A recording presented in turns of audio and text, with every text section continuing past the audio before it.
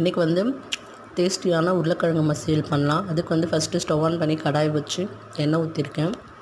Next வந்து கடுகு சீரகம் போட்டுக்கலாம். கடுகு நல்லா பொரிஞ்சதும் உளுத்தம்பருப்பு போட்டுக்கலாம். உளுத்தம்பருப்பு சவக்க வறுத்துடலாம்.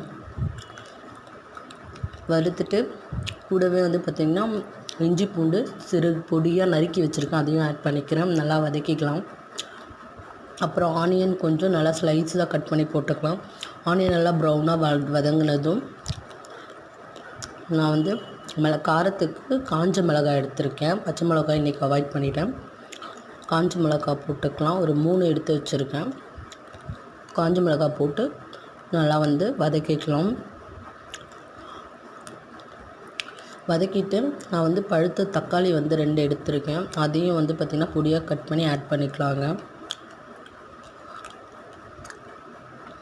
எல்லாத்தையும் சேர்த்து நல்லா வந்து வதக்கிக்கலாம். வேணும்னா தண்ணி ஆட் பண்ணி கொஞ்சம் நல்லா வதக்கிக்கோங்க. வதக்கினதுக்கப்புறம் கொஞ்சமாக மஞ்சள் பொடி மட்டும் போட்டுக்கலாம். நல்லா கலர் கொடுக்கும், சூப்பராக இருக்கும்.